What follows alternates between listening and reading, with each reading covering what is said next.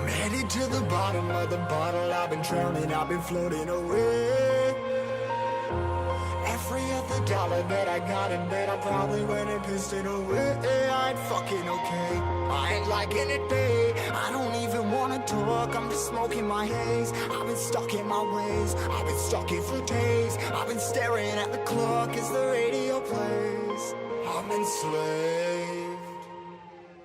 Yeah. Rolling another, I'm stuck in my seat for the whole control of my speech. Yeah, I've been trying to get off this couch for a minute and a whole damn week. No kidding, I'm skinny, I cannot eat. Got a million motherfuckers that depend on me. Yeah, every friend in my family. From a girl, every fan I meet myself. I'm too on till I'm too off. Come down to make new thoughts, like jumping off of that rooftop. Whole life never when I do not to make moves based on my mood drops. Like who's lost? Like who's lost? It's yo, steadily killing me, running my brain full of shame. I don't wanna lose it. Full of stage, trying to find my pain. I see the sun coming out of that rain. My day really not tame. I'ma never slow down. I'ma never behave. Stuck inside this prison, inside this cage. It's taking over.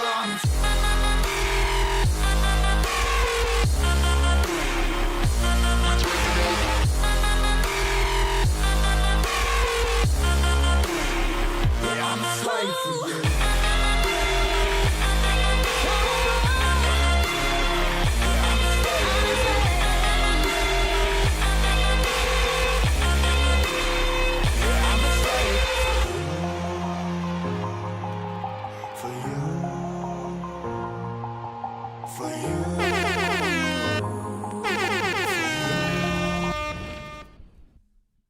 Hello everybody, welcome to the stream.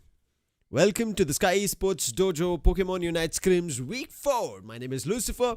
We are back again with the last set of matches to decide the champion of Week 4. Now, who it is going to be will be unfolded in today's storyline. And right as of now, the 4 teams who are going to be participating in this Week 4's playoffs or the last final stage of it is Jinsei versus QRS, the first semi-finals, and alongside them it is Lukim versus Chips in the second BO3. You heard me right, the semis in this week is a BO3. So we are going to have 2 best of 3s and then a final 1 single best of 3 to decide who is the best of the best. Now, just looking at yesterday's games, I think clearly we are towards 1 grand finals, that is QRS versus Chips, because it happened in week 3, and in week 3 it was Chips to win it. And yesterday we saw Chips of how refined their strategy is, whereas how dominating QRS is. Right now today, do we see the same kind of action, or Chips are going to play different? But out of this spectrum, there is Lukim who've made their way here, defeating all their previous rival teams in the round 1 and round 2 matches. In the round 1, they faced off against Helix Esports, which is a semi-finals contender. This time, they did not make it out of round 1. There was a surprise. Our friend in the chat, Naruto, was also here. We hoped that he and his team would make it further ahead, but unfortunately, it didn't go in that direction. But hey, nonetheless, man, certain times it is a little tough of a call when things like that do happen.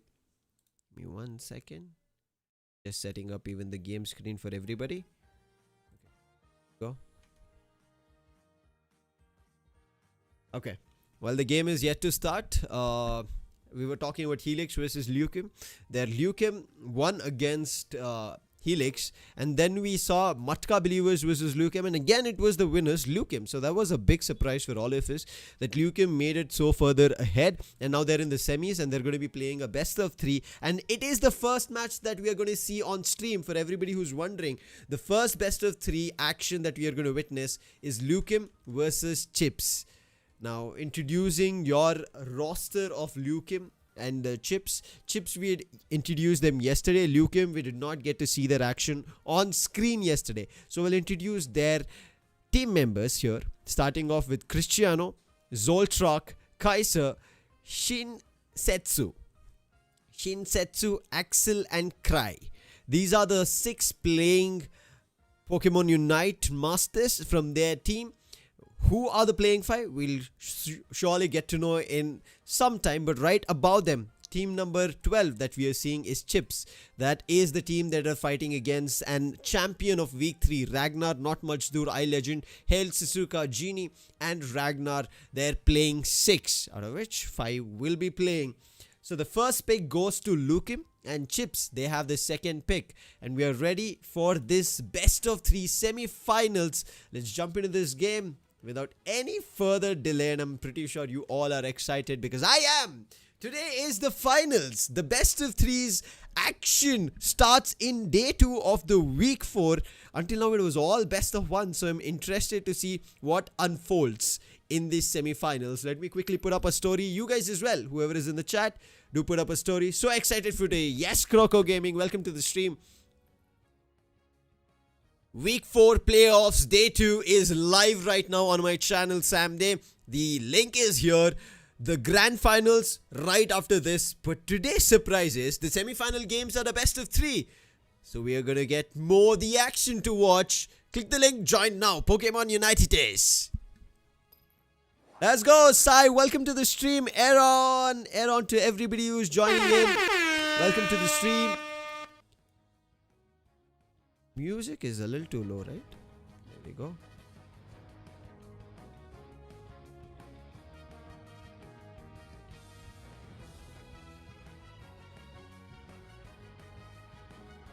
Okay, increase it for me. Let me increase it for you guys as well. There you go. What's up? How you doing? I'm good, brother.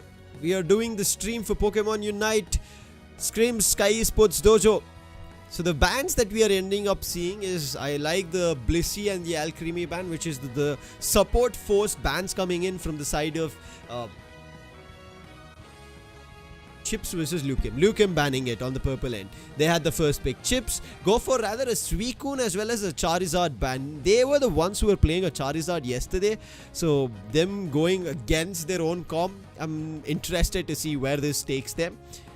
With both the ends starting off with their front line. Slowbro, the True Bro, we speak about it.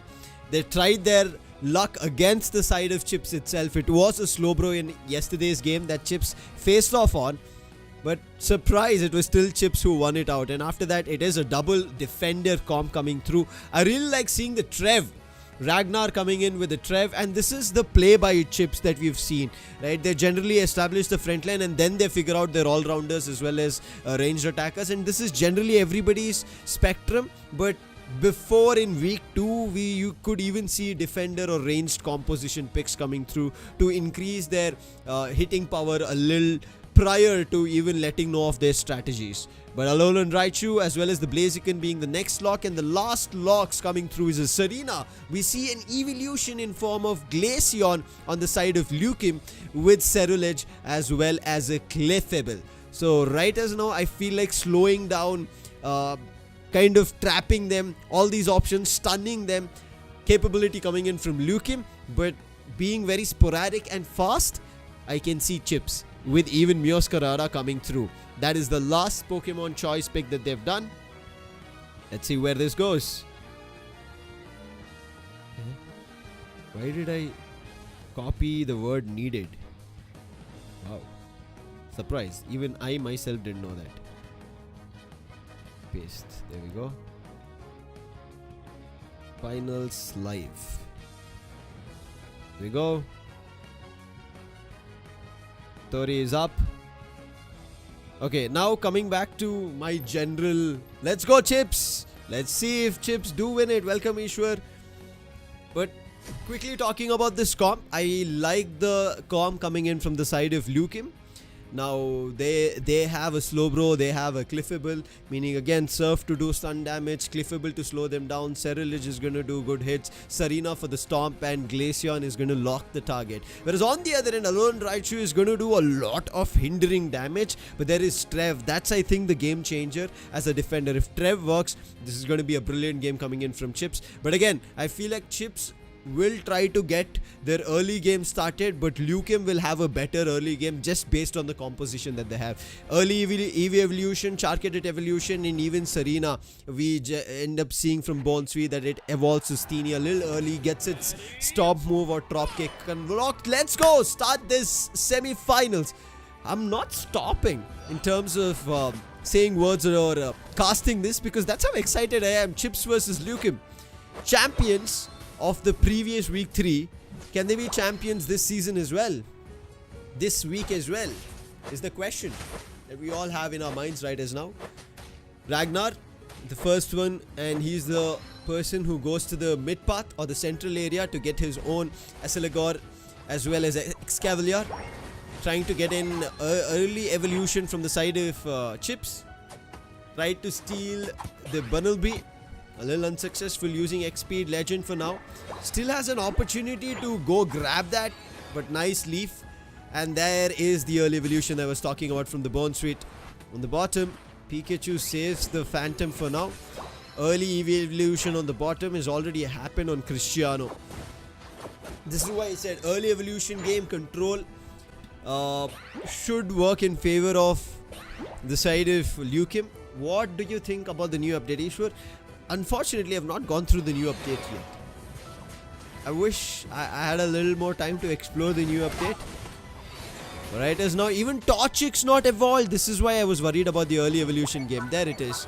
With the heal pulse pushing the team. Cerulege out.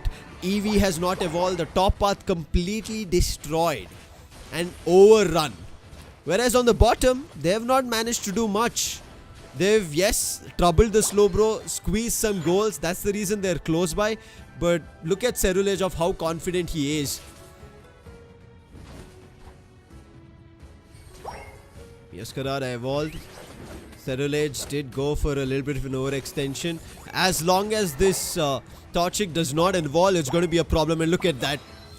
Tried his best with the drop kick with a mean look. Is stuck for now, but the Stomp, you can see how much of a damage it's doing for the level 5 Umbreon. No small dunks of just 7. They will wait for an overdunk of maybe close to 20. But Cerulege caught out in the mix of too many players with Alolan Raichu and Miaskarada. First of the few KOs that right now Lukim are receiving. Phantom evolved, so that's going to be good news for them. Early game might have been overrun by the sides of Lukim, but Chips right now have an opportunity. Thunder as well as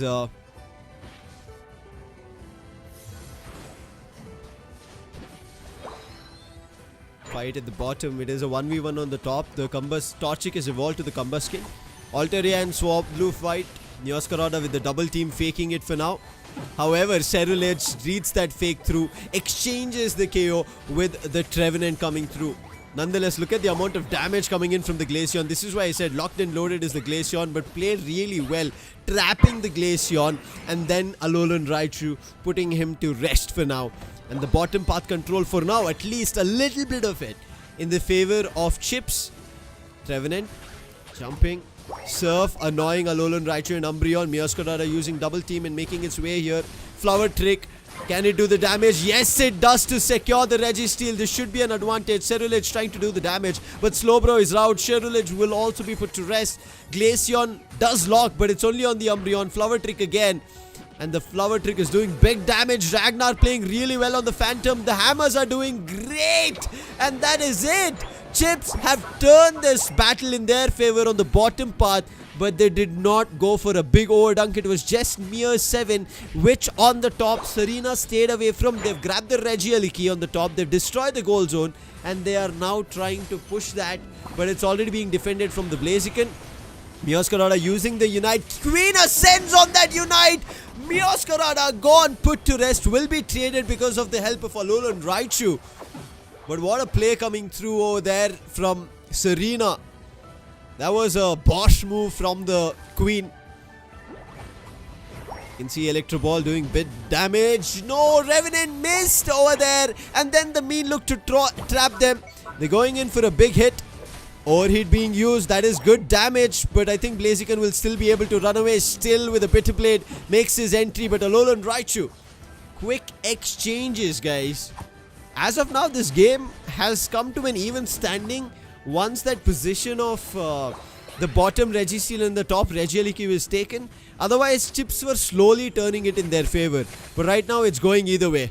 So far, I think the MVP player or the one doing the hefty amount of damage who's giving opportunities for the side of Chips to win is the Alolan Raichu, and on the other end, it's the Glaceon. Both the ranged attackers are playing phenomenal. Half minute, and right as now, the lead in favor of Lukim. Let's see where this goes.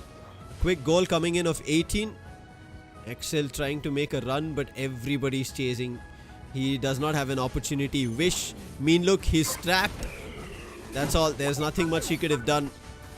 Glaceon a little far away. No, stealing it is going to be tough, but still makes it way towards the tall grasses. But the tree spots, instantly denies. On the other end, a battle on the top happens.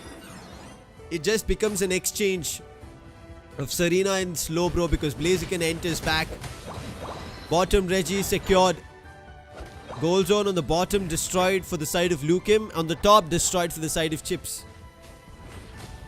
Again, it's Ceruledge to start things off, but Blaziken's damaged right now pretty hard.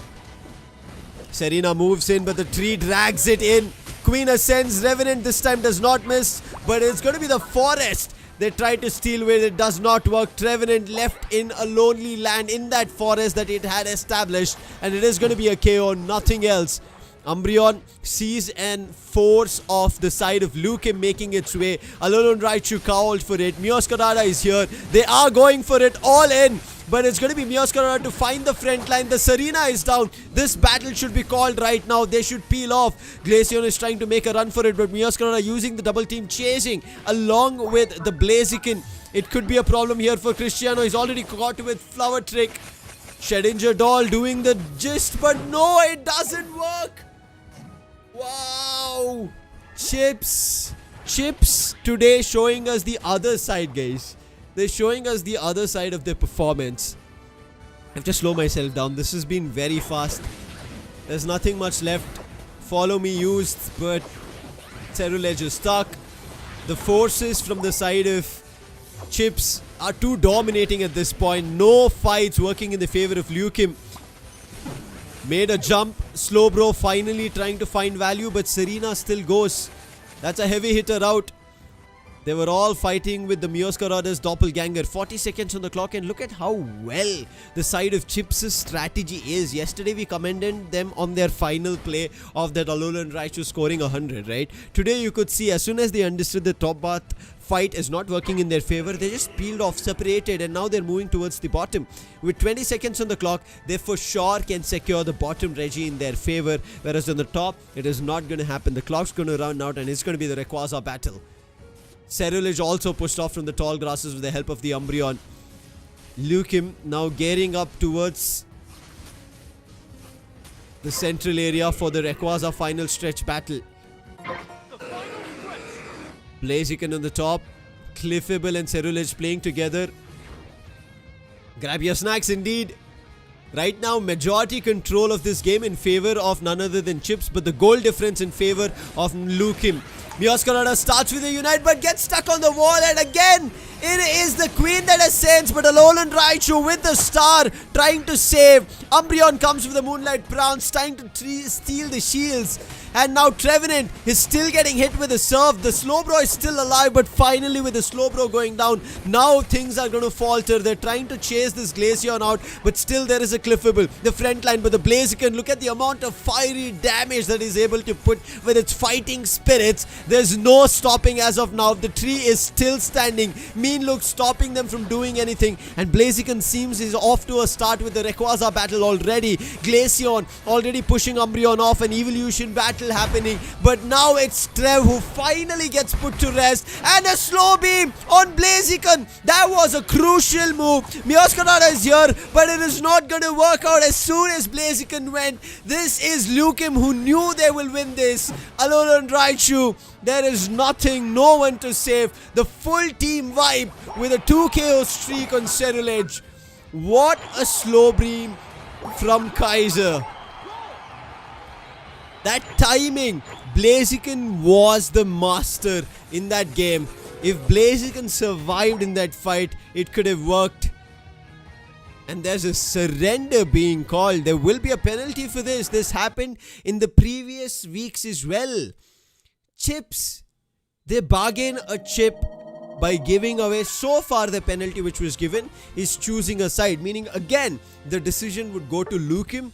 Mistake done here from the side is Chips. I think a little bit of an overcommitment in that Rayquaza fight. Also not reading into the objective. Happens to the best of us. The objective fight right before the final stretch, a goal difference of 30 in favor of Lukim, and they knew they had a little bit of an advantage. The side of Chips never counted that in the play. And what happened is, in the final fight, even though they were trying to bring things, as soon as Ragnar fell and Umbreon was not good in terms of health, they knew who they had to hit, and they hit. Oh, this... Guys, here's a shocker. Here's a shocker that I just received. It's a big penalty. As I remembered last time as well, as soon as you surrender, there is a penalty always. Once it was a situation where they had lost their decision or their chance of taking the first pick or the second pick decision, but here's a shocker of a big update of that surrender penalty. But before we jump there, quickly I will tell you about what Chips were doing right.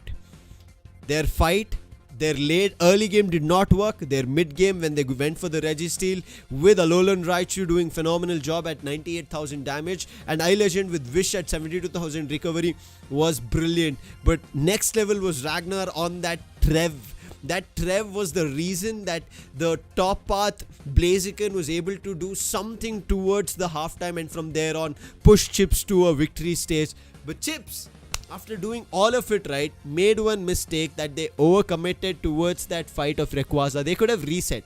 Yes, there was Glaceon and Clefable, but Glaceon and Clefable alone cannot take Rayquaza. They needed their teammates, and voila, the teammates came back, and by the time the teammates of the side of Chips could come back, they did not have much to go with or fight on. And them surrendering with just barely some time left for that first game of that best of 3 to end, they've put themselves... They'll be beating themselves for this mistake that they've done. And this happens on the world stages as well. This is why it's clearly mentioned in the rule book, and this is why you shouldn't do this, is surrender in a game that, yes, you know that you're losing, irrespective of what's happening. Such an interesting match it was. Chips, after showing us what they could do in round 1, to show this was next level page stuff. But surrender, and here's the shocker, guys. They are out of the series. They're done for.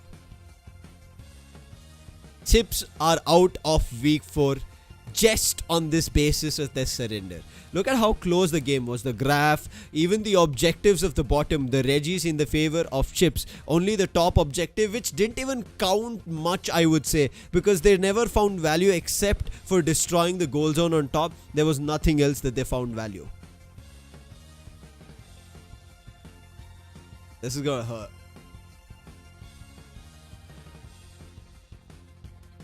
Maybe a big mistake done.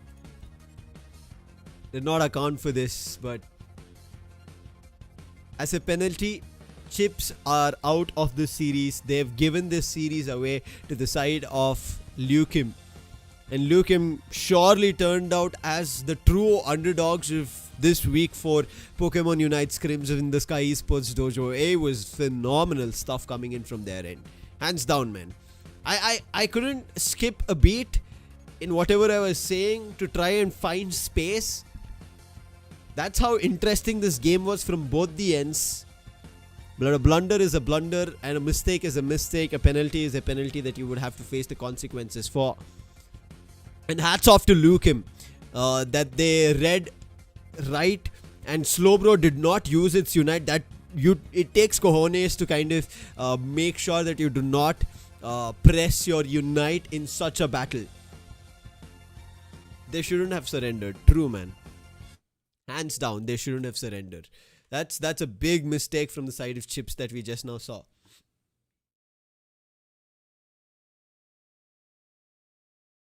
I don't know what went through their mind at that point, but almost in such a big spree that they had, and this was a best of 3, not even a best of 1. So they had another opportunity here to win in this series, make a comeback, which Chips have shown us. And now QRS, who are already on the top, all they have to do is win the grand finals, and we already have an update between the Jinsei versus QRS matchup. Seems like Jinsei were unavailable during this best of 3 that was supposed to happen simultaneously, and the bye has been given to QRS, and QRS versus Lukim it is. The leaderboard, if you want, let me show you before we start. As of now, it was already in favor of QRS because they came second in week 3. Now in week 4, they don't have any competitors who could get close. See, Chips, they were the only ones who could have actually taken this away from their end. If they won 2 games, they would have been at 8. And if they won against QRS, they would have made their way to 10. And there could have been a situation where this total points could maybe rake up. Unfortunate, Chips are out. And QRS, now, they're going to again sit on top. It is going to be a big advantage here for QRS. And they're going to be super happy about this. Now the competition is nowhere close. They win week 4. They will be so far away that Chips, Resonance, Iconic, all these teams will have a really, really tough time to catch up in the next upcoming weeks. Every team, right? Now just giving you a hint, let's go back to this. Week 1 recap, right? Once we go to week 1 recap,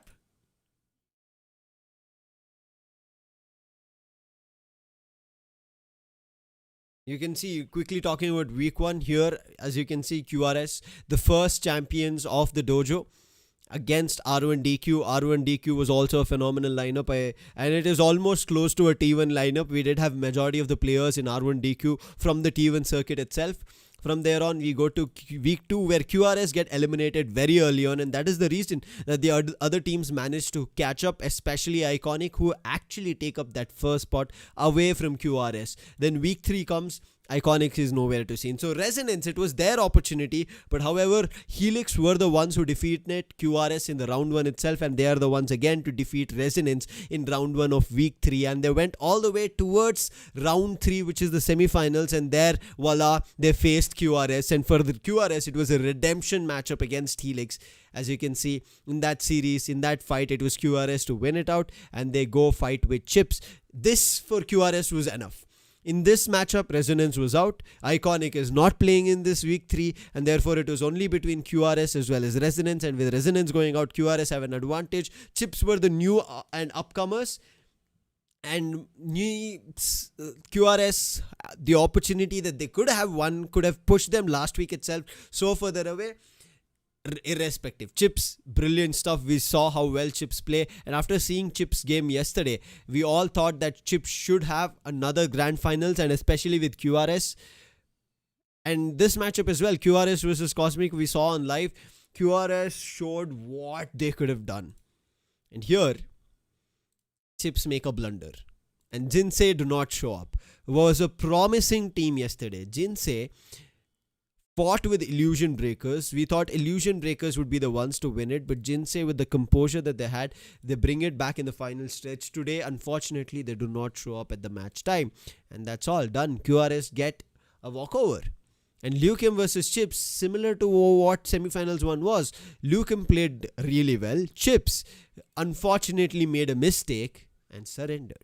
Now it's the finals, QRS versus Lukim. Now before we start the next game, there's a little bit of a wait, and because Ishwar, you asked about this, the update, let's all go through the update together, because I myself have not read through the update. This is something that I wanted to watch and read through and then inform you about, but because we already have it ready, let's quickly talk about it with all of you on our live.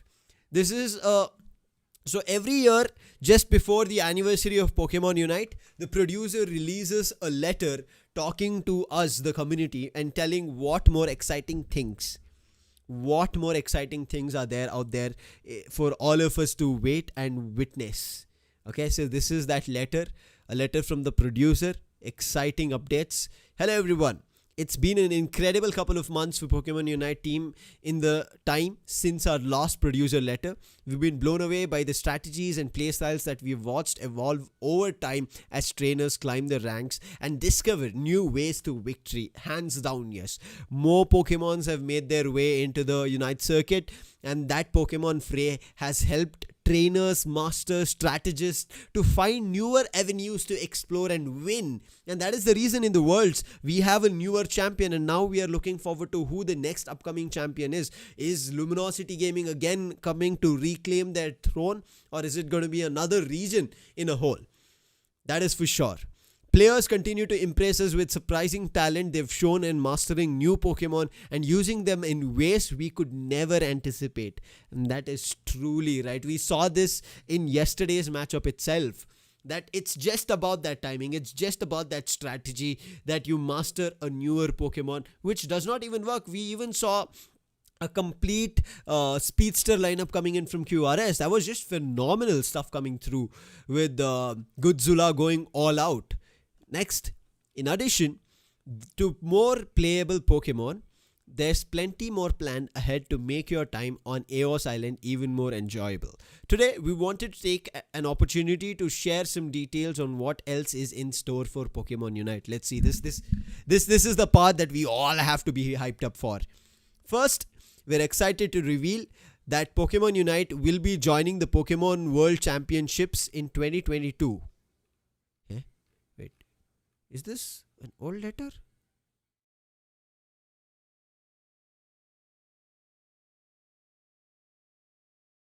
One second, wait. Yo, I think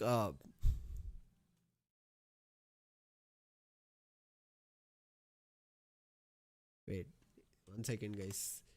Yeah, no, I think I have the wrong producer's letter. This is the 21 letter. This is the end of 21 letter. I'll get you the newer one. 1 second, just give me 1 second.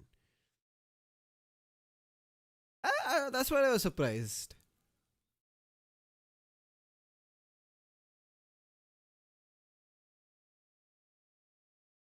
There you go. This is the new letter, guys. Here you go. Yeah, that's why I was like 20, because 21, I remember 21 happened in London, which was a separate event. It was not a part of the World Championships. It was just a Pokemon Unite World Championship, which was only exclusively that happened on a stage in London for Pokemon Unite. But from 2022 onwards, it was clubbed with all the other Pokemon games that are there in and around the world, with Unite being a part of it, and that was even more bigger that time. So let's go with the letter on that is stated for July 21st, 2025, which marks the 4th year anniversary. This is what I was talking about. Hello trainers, thank you for continuing to enjoy Pokemon Unite. July 21, 2025 marks the 4th anniversary of Pokemon Unite's release. We are deeply grateful to all trainers. Yes, we are. Across the globe who have loved and supported Pokemon Unite up till now. Thanks to all of you, the game has now downloaded over 200 million times, including the mainland Chinese version, which released in November last year, bro. This is insane. Yeah, I saw the London tournament. Unfortunately, I was watching the London tournament, but at that time I was not a part of Pokemon Unite. I myself, when they inculcated it, or they imbibed it with Pokemon Unite and World Championship Series in 2022, that's when I started my Pokemon Unite journey as a talent. So thanks to all of you. The game has already in the last November last year with Chinese Pokemon Unite version. That was also a big hit in China. We hope all of you continue to support Pokemon Unite for years to come. Please, yes, get us more tournaments like this Pokemon Unite. To celebrate, a variety of special 4th anniversary events will be held in Pokemon Unite. Now that is something that I'll bring up in tomorrow's stream to show you what the 4th anniversary is doing in the game. And this is brilliant by Pokemon Unite themselves, that they always have something in game, whether achievements, whether the hollowware, whether it's going to be Pokemon Unite license that you could earn, all of it based on the anniversary within the game. We've been preparing plenty of content for everyone to enjoy. Latios and Latias will be joining the fray. Gyarados Unite license will be available as a gift and more. There you go. I was just talking about it. We hope you enjoy the 4th anniversary events. We'd also like to introduce some of the updates we have planned. Let's talk about this. Unite license for Mega Evolving Pokemon. Pokemon Legends Z to A a new frontier for the Pokemon series, is stated to release October 16, 2025. In it, Mega Evolution will be key to battling. Get this? Okay, let's read a little more, then we'll understand. In Pokemon Unite, we implemented Unite licenses for Mewtwo that can Mega Evolve into Mewtwo X and Y. Now we are planning to add more Unite licenses for Mega Evolving Pokemon to celebrate the release of Pokemon Legends ZA. Oh, nice. That's what I was wondering. So this is a new game. Why are they talking about Legends ZA or ZA? There's a way of pronouncing it. So basically, to celebrate this release, they're going to add a lot more Mega Evolving Pokemons. Let's go. We hope you enjoy the new strategies and fun that Mega Evolution brings to the battles. More details will be announced at a later date. This is why Mega Evolution is a game changer for anybody who watches Pokemon Unite. It's a little uncertain of when you can always predict a Mega Evolution. Whether it even be your X and Y, it is a little tough. But more Mega Evolution Pokemons, meaning a little more uncertainty for even the opponent Pokemon to predict when that Mega Evolution will happen for that respective Pokemon. Because whenever it happens, whether it be X or Y of Mewtwo, it becomes very fast in its basic attack and it denies the opponents any chance of recovery very quickly until and unless that reset of that Mega Evolution happens. Okay, let's see what Mega Evolving Pokemons do come up. People in the chat, you can put your thoughts of which Pokemons might we see in the Mega Evolution. Okay, Groudon appears in Thea Sky Ruins. Several adjustments are planned for Thea Sky Ruins in future updates. The boss Pokemon Rayquaza, which currently appears after 8 minutes have passed, will be replaced with Groudon. Woo! Let's go! Bro, I am happy. Groudon is gonna be a boss Pokemon in this update. When a team defeats Groudon, all members of the team will have their attack power and goal scoring speed greatly increased. But not only that, if you KO a Pokemon that's under this effect, the effect will transfer to your Pokemon. That way, even the team that... Whoa, that's a game changer. Even the team that didn't defeat Groudon will have a chance to keep up, allowing all players to enjoy a heated battle until the time runs out. Bro, this is big. That's a big change, guys. We will also be adjusting when and where wild Pokemon appear, as well as the placement of tall grasses. These changes will make the top and the bottom path roles clearer while allowing all battle styles a chance to shine. We hope this makes battling easier while also improving strategy. Oh wow, so they're also going to be changing the basic of this Thea Sky Ruin map.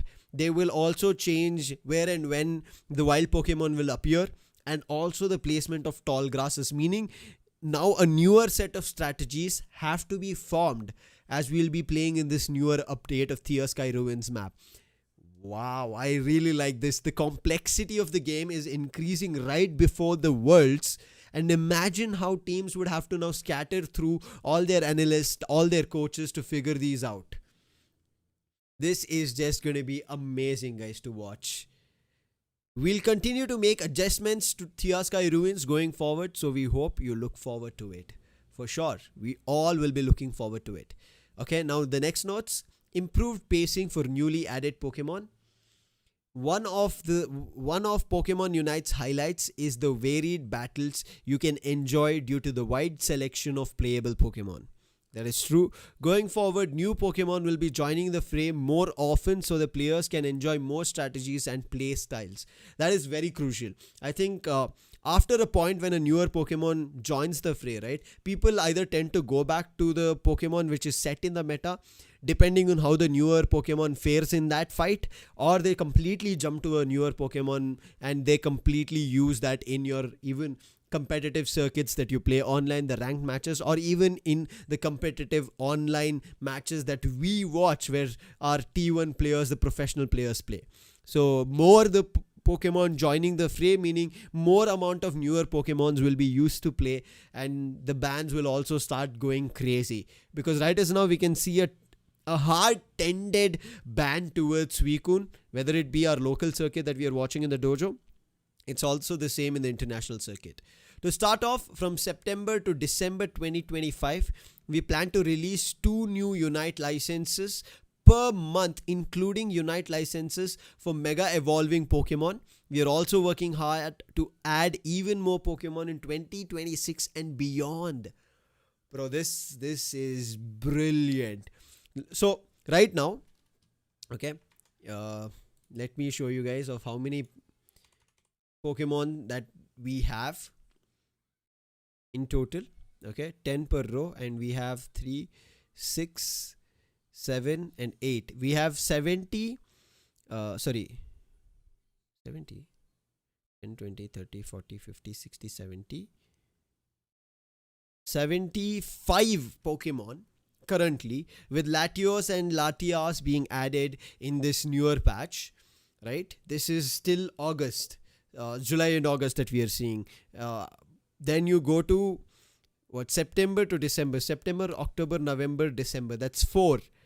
Meaning 8 Pokemon more will be added along with Latios and Latios. So making it a total of 10 Pokemon, which will be added in the next upcoming 5 to 4 months. We'll have 80 plus Pokemon in the fray while we go towards our end of 2025. Starting of 2026 is going to be insane. The qualifiers, the winter matches, I'm telling you guys, it is going to be interesting. We hope you continue to enjoy Pokemon Unite, the Pokemon Unite team. Yes, for sure we will. Thank you so much, Pokemon Unite team. Thank you to the producer for bringing such unique updates. We are all extending, as players, as viewers, as talents, a very big, heartfelt thank you to all of the Pokemon Unite and the Pokemon Company for bringing this game and bringing a lot more interesting matches down the line as we progress year and year on. Now let's jump back. We are going to enjoy a lot. Let's jump back to the match itself. It's time to bring the grand finals as we complete our producer's note. Now the game update in-game, I'll give it to you tomorrow while I go through the game in its entirety. Talking about which Pokemon right now sits really well in the patch. Which Pokemon is something that's going to be interesting to look forward to. One thing that I did not watch overall was the Latios and Latios. I did not play it in the beta testing. I generally play all the newer Pokemons before it jumps in. Even Alcremie I had played it, but only this I missed out because of a lot of things that were going on. But hey, tomorrow we'll give it a try. We'll see how it works out. But right now it's time for the grand finals. The matchup between QRS and Lukim. You're playing 5 Excel, Shinsetsu, Cristiano, Kaiser, Cry, and on the other end, on our orange end, that is QRS, is going to be Beast, Gwaki Frame, Yogi, and Goodzilla, with the first ban on the side of Lukim being Alcremie. On the second end of the side of our QRS is going to be Cliffable. So you can clearly see it's all a support ban, meaning both the teams are going to be completely relying upon the defenders. Blissey being banned on the other end. Do we see a Hoopa ban or a Suicune ban? It is going to be a Slowbro ban. The Pokemon that Lukim won because of. The Pokemon because of which Chips had committed a blunder. Chips, I'm pretty sure, lost all the marbles there. They're like, no, what did we just do? How did we miss and mess that battle up? And that was a mistake of a surrender as well that they did. But with this, the first choice Pokemon coming in is going to be an all-rounder. This is what I was just talking about. In the matchup where the last or the starting weeks of our dojo, we used to see the all-rounder picks being more prominent than the ranged attackers, and then people are figuring out the support and the defense. And right now it seems to be the same, and on the other end as well, with Charizard on one end as Lukim start this off, QRS decide they want a Sylveon with a Wigglytuff. It is going to be a tough game with them bringing out Wigglytuff. That's a solid front line, a very annoying front line, but an advantage picked over with one evolution that Sylveon they take up. Lucaim's AV pick up Umbreon with a Cell going for none other than a Serena. And so far in this circuit, Serena is performing amazing. No words on how wonderfully Serena is performing in the current meta. What do you decide? You need a defender right now. They have to establish a defender and an all-rounder. But do they go for a speedster, which they did do yesterday? Right as of now, it is a defender and they go for a double ranged attacker comp. That's going to be a Mew. Defender is the Trev. We already saw the hints of an Eldegoss coming through.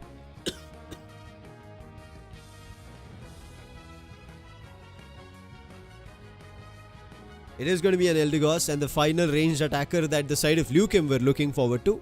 As they had the first pick, they're going for a Miraidon. And Miraidon is, yes, a very good ranged attacker that you would want to get the game rolling in your favor. And it seems like they're going away from an all-rounder to a speedster. And they just saw what a speedster of a Meowscarada did towards the sides of Lucaim. They were slightly hinting on it, but they're now confused between Zeraora. We saw even a Leafeon. I think they will stick to a Leafeon. And there it is. It is a Leafeon that they instantly lock into. If you ask me right now as we go towards this fight and matchup, just like I said, early game, which looked really well for Lucaim, is again looking wonderful for Lucaim. However, here is the twist. Now, if this teeny tiny Phantom and the Jigglypuff on top, right, they both evolve super early. Yeah, I think that's the game.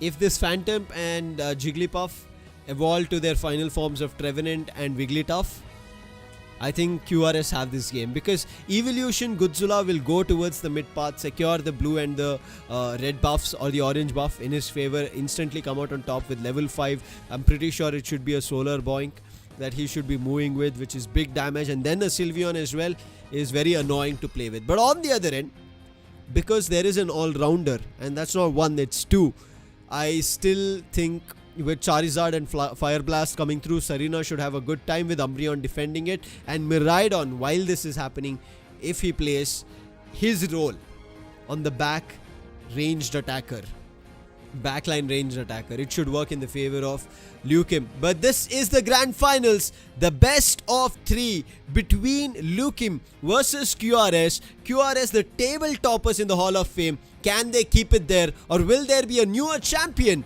against the likes of QRS?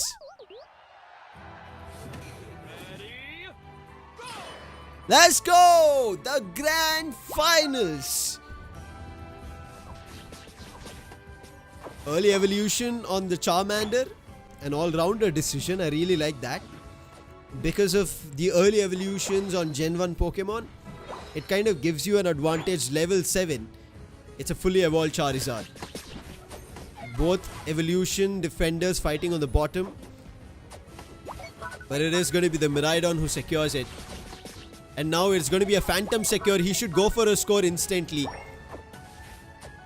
Electric Grid of the Miraidon's passive is still there, but Phantom, a little bit of an overextension. He's trying his best but doesn't secure anything. Swift being used. He is still surviving. He's taken away a lot of it. But what a play from Godzilla. I missed seeing that on the map. Early evolution, he just went for the Essilagor on the bottom. And now he's gotten 2 KOs. Gossifleur is out. Charmander not evolved to the Charmeleon is also KO'd. That's so much experience taken away in this early game right before the Altairian Swablu. And QRS hinting towards that insane start that they had in yesterday's game against Cosmic. Umbreon evolved, but this Phantom is still not. It is grand finals time.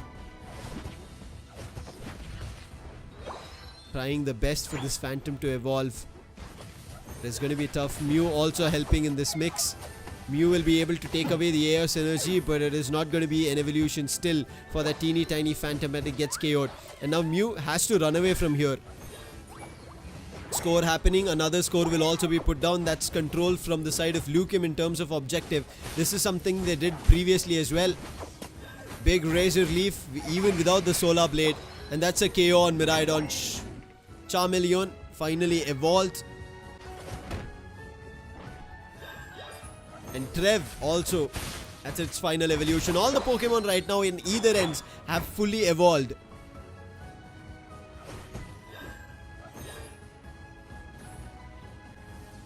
Sylveon finds one on Serena. It's an Aerial Ace as well as a Razor Leaf. I thought there should have been a Solar Boing, but it's actually going to be a Razor Leaf as well as an Aerial Ace Leafeon. Interesting moveset. Very quick it will be in the fights. Charge Beam being used. I really like Charge Beam as a moveset. But the only thing is, you're a little restricted. But it still works and does big damage, and that's what they're trying to do. But Emerald 2-step thankfully was in the goal zone, and Miraidon doesn't go down. However, Serena very low on health. Big Solar Beam will force the players of Lukim to back off with just 3 seconds on the clock for the Regis to spawn. Again a fight. Trev looking super low, but it is going to be Umbreon to fall first with the help of Sylveon. Serena as well, and it looks like the Charmeleon might also go down because of the overextension, as we see from the Sylveon. Mystical Mirage being activated. Charmeleon down. It's up to Miraidon as well as the Eldegoss. Eldegoss and Miraidon in 2 different spectrums of a fight, and it's going to be Miraidon first to fall off. Umbreon is back in the battle, but is going to be of no use. All they could do was defend, not take control. Snarl being used, but Wigglytuff is here on the top. As soon as Leafeon understood this battle is not something that they could hand off on, they decided that they will take the top Reggie. But this play coming in from the Trev, he still survives. The focus band gets activated and he survives the fight. While it was a 1 HP Trev, he just backs off, now gets a Citrus Berry. And on the top, Emerald 2-step again, and it's the Serena out. This Aerial Ace Razor Leaf Leafeon is amazing. Again the Razor Leaf, super low on health, but as soon as the Umbreon is seen, EVs both decide to back off. A double evolution against a single evolution. Bottom Reggie still for contest. Wigglytuff just making mere scores, but right now the score stands in advantage at 99 for the side of QRS. Finally a KO. The front line finally at least broken to a tad bit of a small piece, if you would want to call it. Only Wigglytuff down. They're trying to chase Trev, but it's not going to be an easy KO on it. Miraidon with the help of Serena, they're going for this, but the Trev with its hammer tried to steal it away and doesn't. Oh wait, it does! Successful Solar Beam from the Mew. That's what I was wondering. And now with that happening, Moonlight plans to steal the shields and see if there's an opportunity. The Meteor falling to push the players back, and now Mew is stuck, the one who stole the Registeel.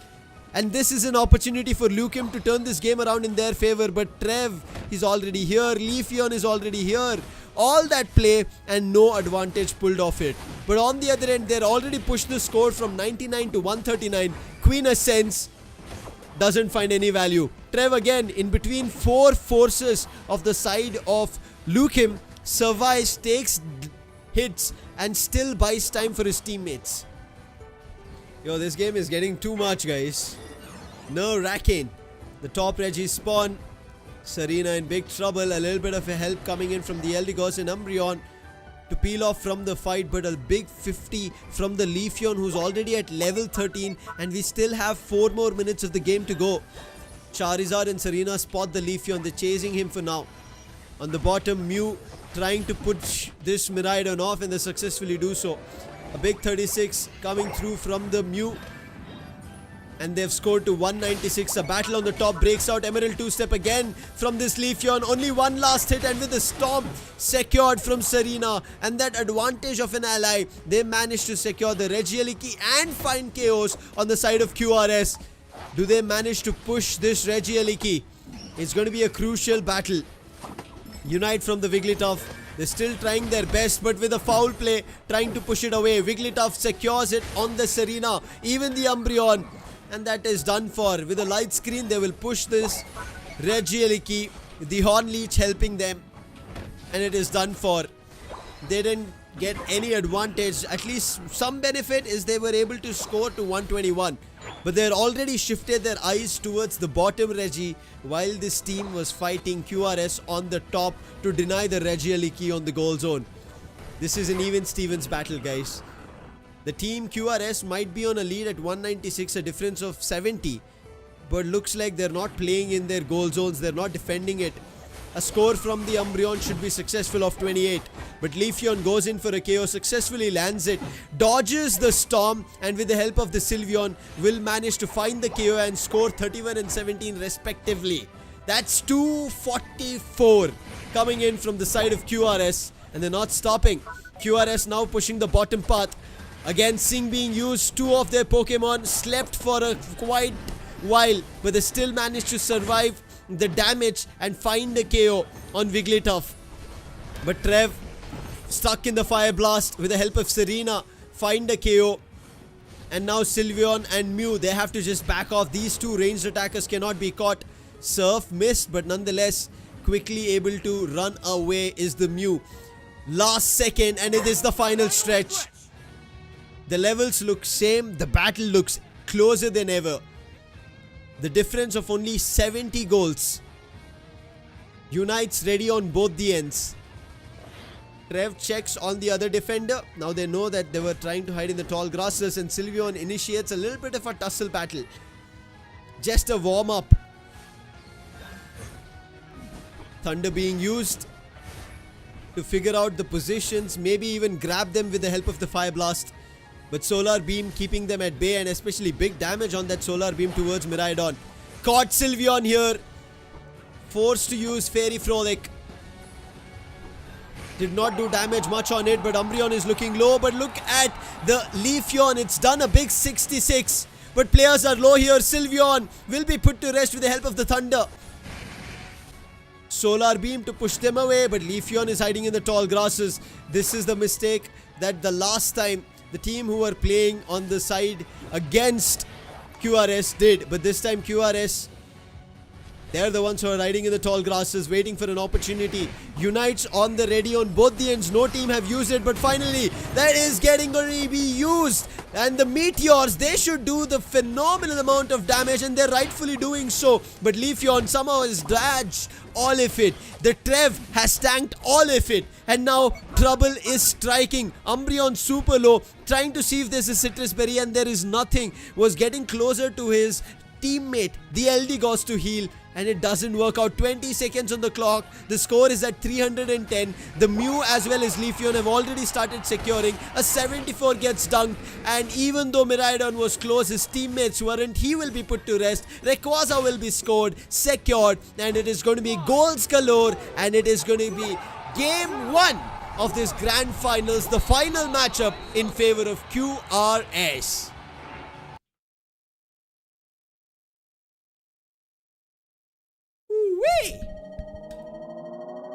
That was an intense game. I'm pretty sure QRS had to sweat a little in this. But Lukim, they tried their best to get control. In a couple of fights, they rightfully did so. But I think, again, the planning of the layering attack that we ended up seeing from the side of QRS was not completely evident from the side of Lukim when they tried their best, even in this first game of best of 3. But hey, this is only the first game of this best of 3 of the grand finals. There is still another game to go.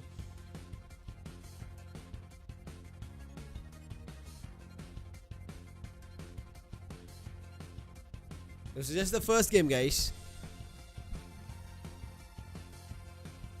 10 assists coming in from Yogi, 8 knockouts from Godzilla, Tush with only 4, and Gorky Frame, you have to give comments to him with 4 knockouts and 8 assists, and Beast with 7 knockouts and 4 assists. On the other end, I think as we spoke about it, Cristiano played his part amazing. He did his role, justification of picking up a ranged attacker. But on the other end, I feel like Axel as well as Cry on Serena and Charizard missed out on a lot of opportunities. The fight never worked together with Cristiano and Miraidon.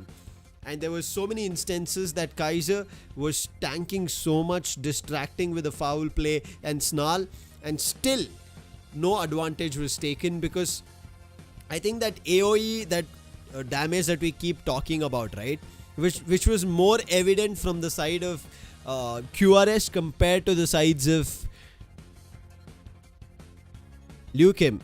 Now, yes, there's a Fire Blast, there's a Stomp, there's even Snarl, but this damage was just grazing damage. Whereas on the other end, from the side of QRS, there was Guaki with the Sing, amazing stuff. They were using Sylveon's the fire move and Mystical Fire as well as Draining Kiss. So again, that's close to AoE. Whoever is closer gets damaged. It's not an AoE, but it is close to an AoE. Then Yogi coming in with the Trev.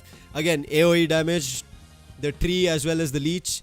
And then Godzilla with the Razor Leaf is still again considered, from my perspective, until and unless it's a targeted hit or you kind of lock on towards one Pokemon, like a directed hit which Cristiano was having. Cristiano did not have a wide spread of an attack. With his Thunder, yes, but with his main charge beam that we were seeing, not enough.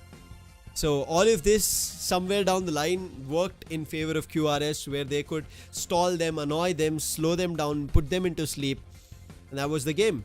But hey, I think when we go to the graph, you can also see that this was a close game, with even Lucium trying their best, keeping their fight leveled. 2-minute mark, yes, the score was not great, but as soon as we proceeded from 2-minute mark, that's where QRS bumped, QRS gained, and they equalized the score, maybe even took a little bit of a lead, surpassing 50. Right, and after that they secured a Reggie. All kudos to none other than the Godzula's Leafeon. Secured Regieleki, pushed to the goal zone, destroyed the goal zone, got to 80. Not a big overdone, but still getting a Reggie after that, which is the bottom one, Registeel, and still keeping the fight ongoing, pushing the score to 140. And all this while till the 6-minute mark, a team which started early game well were stuck with just 46 goals till 6 minutes of the game, and the last 4 minutes is where they started making their moves. They secured the top Reggie. Kudos to Serena, doing a lot of damage, scored goals, pushed it closer towards 100, got the bottom Regirock, pushed the score to 171, and from there on the battle had to work in their favor. But unfortunately the timing of the Unites favored, again the dump of the Unites in favor being again a AoE strategized Unites from the side of QRS was the upper hand, I would say. But this was just game number 1, guys. Game number 1 of the grand finals of Skyesports DOJO week 4. QRS might have an upper hand, but do they win it? The question.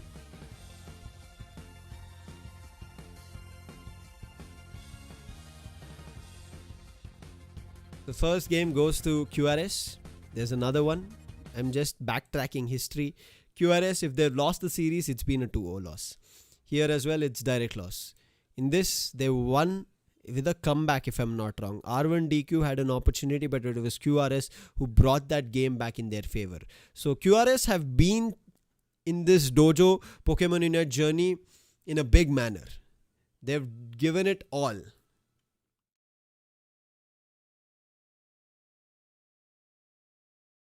So right as now, I think this is going to be a test of Lucium, of how they can counter strategize against the likes of QRS.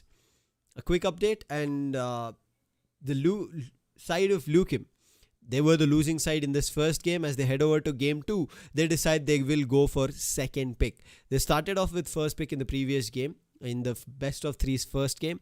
In the second game, they're deciding to go for second pick in this best of 3. But Lucium, this is their do or die match.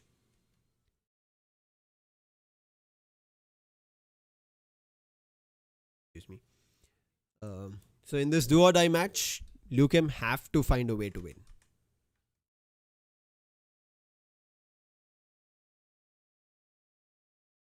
Bro, this day is full of energy. I'm right now, because of so much discussions and talking, I feel drained all of a sudden, like full drained. This game, we slowly build up the pace. Okay, we'll slowly build up the pace together and discuss how things are going on. So we are ready. Let's kick things off for this best of 3. I am ready for it. Our players are ready for it. Yogi, Koki Frame, Tush, Godzilla, Beast. All the best. Cry, Axel, Shinsetsu, Kaiser, Cristiano. QRS versus Lukim. Lukim will now be playing on the orange side and purple will be commanded by the side of QRS. And right now all angles hinting towards QRS. Now if this was week 1, I think benefit of the doubt for Lukim, but going backtracking Lukim's play, they defeated Matka Believers, which tells us yes, they're a good team, Matka Believers as well. But the challenge where QRS fought with the sides of Resonance, Arvind DQ in their earlier games, Helix, this time QRS decided that they're going to go all out. However, they did not face any of these teams, not even a single of the teams that I named right now in this week 4. They're directly facing Lukim. They're not even facing Chips in this grand finals because of a mistake that Chips did. I'm sorry Chips, I would have to give a reference to your name because it happened. But with that, let's jump to the grand finals game 2 with an upper hand here for QRS, who are starting off on the purple side, who have the decision of the first ban and the first pick.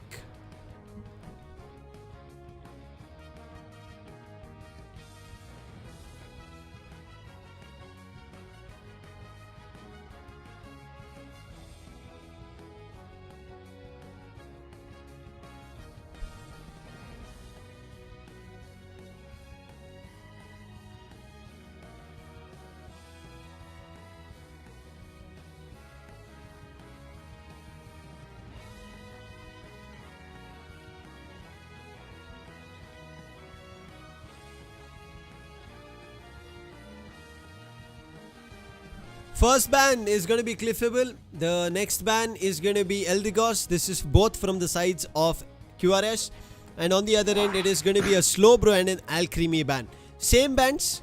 We saw this previously as well, but it was the other way around. We saw the side of Lukim banning the supporters and then the side of QRS banning a Slowbro. Let's see what the first pick choice is.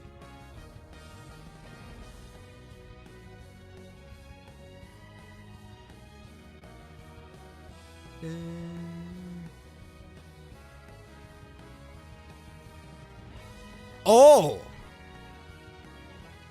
Oh, oh!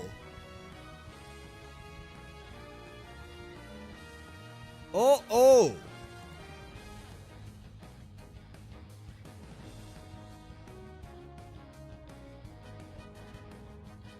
Oh, oh!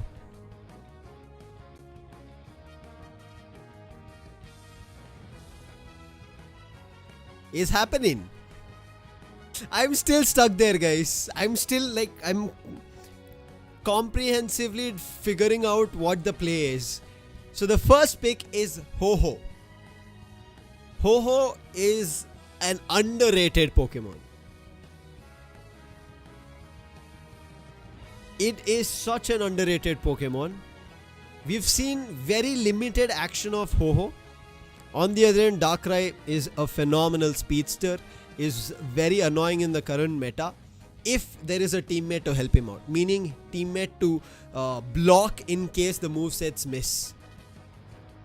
The next picks coming in is going to be Charizard and Blissey. With Blissey not being banned, this is an advantage that the side of QRS go for. And Charizard, I love Charizard. I've told you numerous times that Charizard, the Gen 1 Pokemon, there is no other Pokemon even in Unite in comparison to it. On the other end, it is going to be a Blaziken and a Trev. No complaints over there. Blaziken is a phenomenal all-rounder. Its damage is better at times compared to the playstyle of Charizard. So that's a wild pick coming through. And towards the last two picks coming in from the side of QRS, Godzilla, Zoroark, we already saw how crazy he is on that. And then it is going to be Gyarados. Gyarados. I mean, it doesn't make a sound like that. There is nothing else. There is like every other Pokemon. Charizard, right? Let's see. All Gyarados is. Okay, coming to the last pick, which was a Pikachu from the side of Lukim. I'm not too sure how well it is going to play out. especially with the Zoroark in the mix, it is going to be very hard for this Pikachu to play. But if this Pikachu starts, then Lukim have an opportunity. Otherwise, I already put my hands or cards or whatever in favor of QRS. With them having a Ho-Ho. If they did not have a Ho-Ho, I think I would have maybe given the benefit of the doubt that Lukim would have had an opportunity. But Lukim with Pikachu as a ranged attacker, I'm not too sure. And Darkrai, I don't see any proper assist except for a Psyduck for that Darkrai. I will not bank on the sides of Trevenant because Trevenant has a little bit of a linear mode of attack and then it spreads as a little bit of an AoE. So it's going to be very hard. Somewhere Psyduck can push players off with the Surf. Let's start this off. Game 2 of the Grand Finals. QRS versus Lukim. Go! It is Zoroark right now, as Zoroark will go towards the center area to get its Escalagor and Escavalier. But I'm right now going to pay a lot more attention to the map to see if that Zoroark pushes towards the opponent's mid path for the Escalagor and Escavalier. It could happen.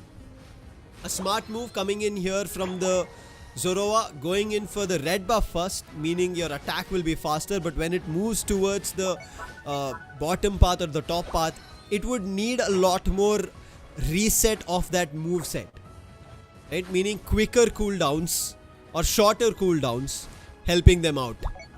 Look at the confidence on Ho-Ho.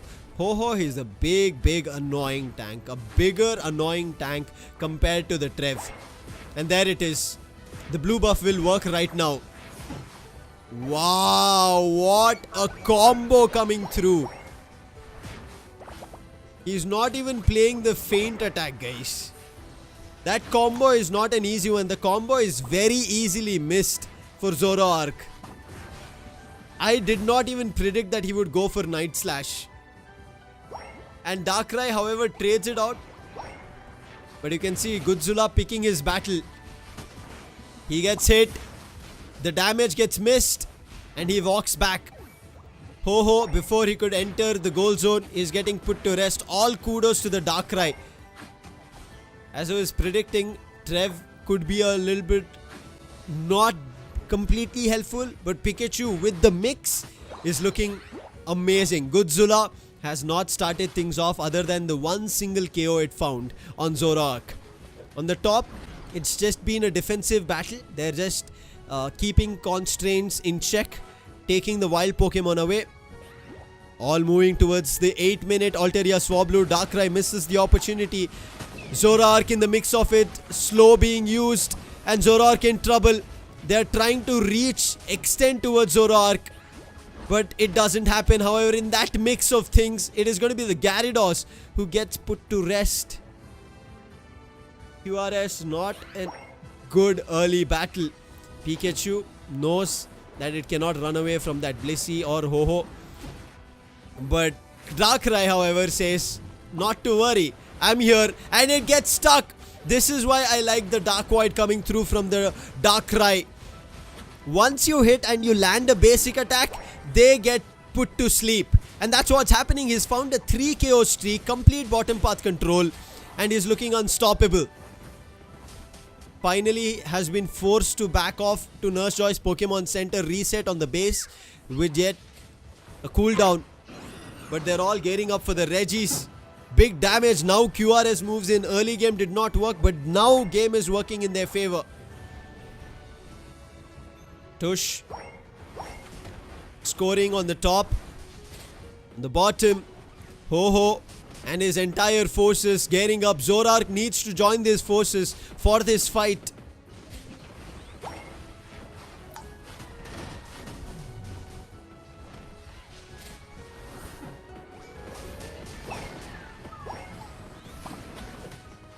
Hit happening right as of now. A bottom path fight breaking. Aqua Tail being used from a distance. Missed all of it. The Gyarados, and that's an advantage here for the side of Lukim.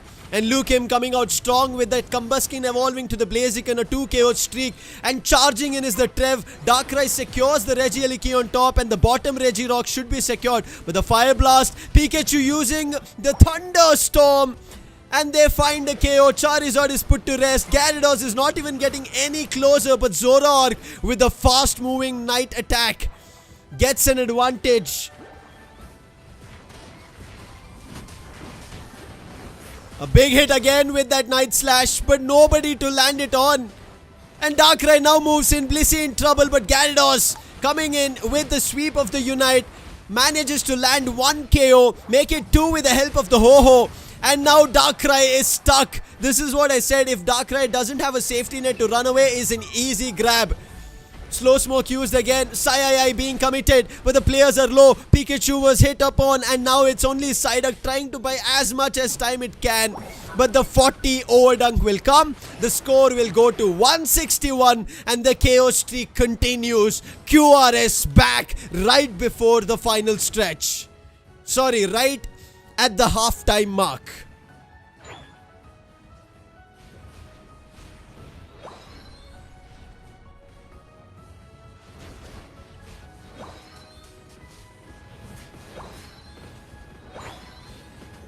What do Lukim do right now? They're all planning for a top path attack. Top path goal zone is not destroyed on the side of Lukim. Lukim were the ones who had a really good game, starting from the early game and even mid game. But this midpoint, halfway, it was completely turned around by Zoroark. Might not have landed the hits, but it was the Charizard as well as the Gyarados. Pikachu again with a Thunderstorm, making an impact, but it's going to be the Gyarados to find the first and then getting exchanged on the Zoroark. And this continues with Gyarados going down. But Ho-Oh uses the Unites, resurrects them all, bringing them back into action. Unite being used. It's a 2 KO streak. Charizard going all out with a 3 and forcing all the players from the side of Lukim to back off. And QRS charged on the top with another overdunk and pushing the score to 232. Too much to handle.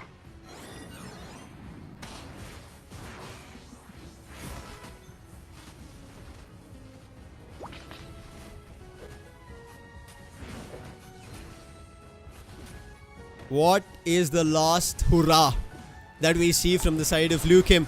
Battle towards the bottom. They secure. There is a hit. They tried with the help of the Zoroark. Doesn't work. Darkrai, he's stuck. Blaziken's walked off. Darkrai might be in big trouble. And yes, he tried to use the Nightmare, but it doesn't work.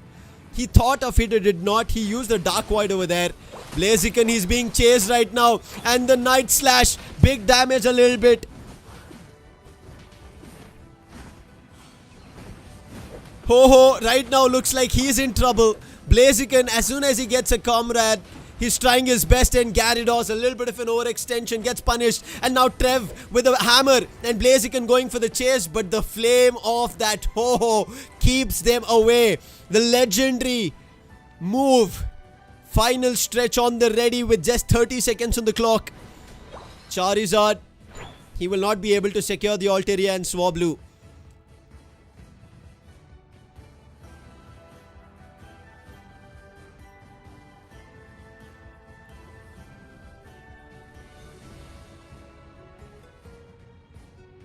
What is going to happen? What is going to unveil in the next 10 seconds? Charizard, the confidence on him, man. On that 13.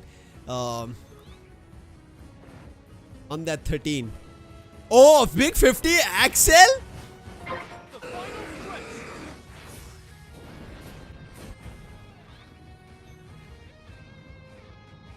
There is an opportunity.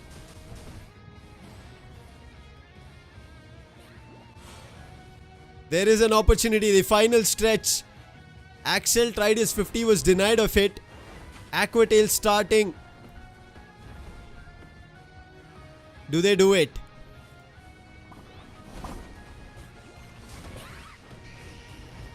Starts off Seismic Slam.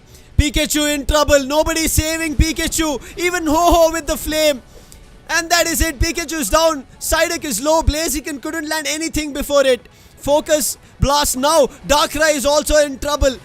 And there it is. The Gyarados' storm.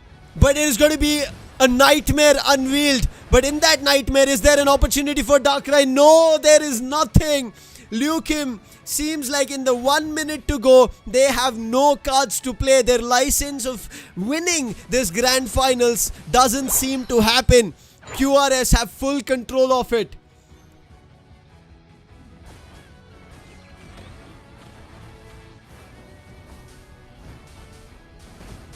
This is not looking great. Trev, Kaiser trying his best. Now they're trying to put their forefronts, but there's only one Unite. Pikachu. Can Pikachu be the MVP? Tries the Unite, but it's Trev who's down. Gyarados is looking low. There could be an opportunity. There could be an opening. But their players are looking low. Zoroark battling as fast and as fiercely as it can. Darkrai finds a 2KO streak. Pikachu finds a 2KO streak. It's a battle on the forefronts. But right now Zoroark moving in, make it a 3 for both the speedsters. And no 50 allowed, but a 46 with just 5 seconds to go. There could be an opportunity of this 46, which is a 94 secured. But was it enough? Sorry, 92. It could be. It was a very close one. It is! It is!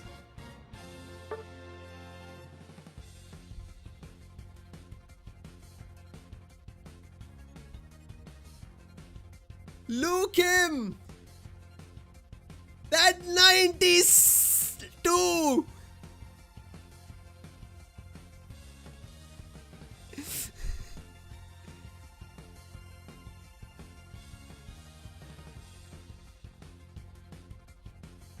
What just happened?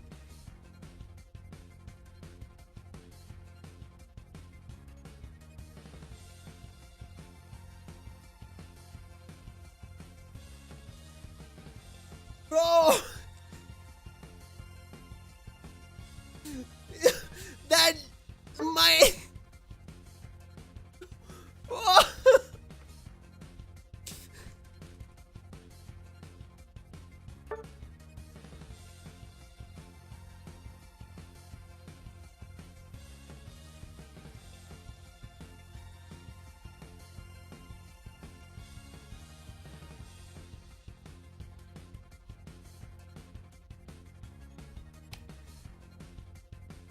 Oh my god.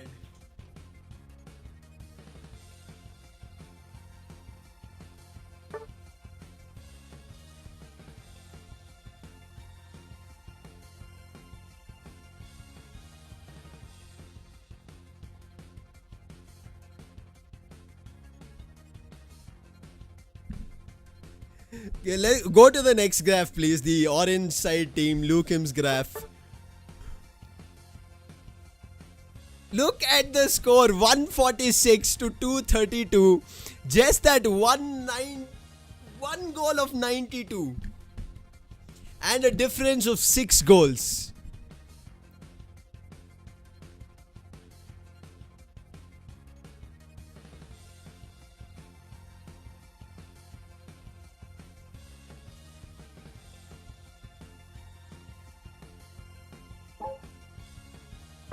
I don't know.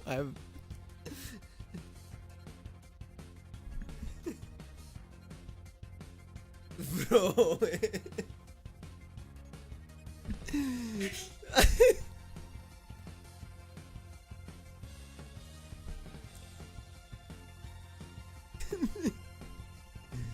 Yo.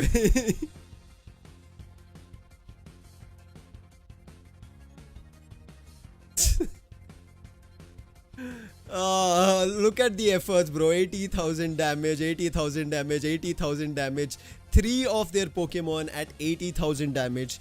And only one here, Pikachu at 75. And that Pikachu was very crucial in that final fight. But Psyduck as well, not kind of reading into if Psyduck ran away. But this is very similar to what Chips did yesterday. But this is another complete... perplexion. Complete difference.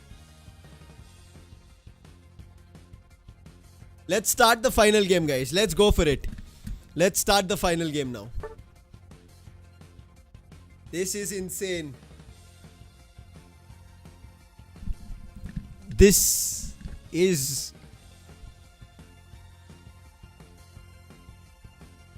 I told you if that Pikachu works, this game is Lukem's. Otherwise, it was QRS's. I'm scratching my head. I don't know what to make out of this.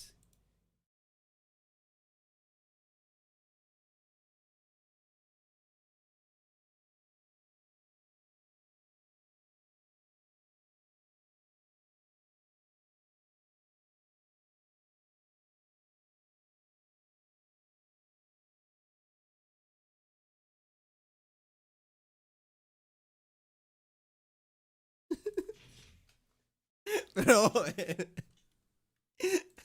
I am still. For me as a viewer, because this is dojo, right? Because this is the scrims. I was not expecting that at all. Like even in my wildest dreams, I was like, maybe they will get closer, but not surpass.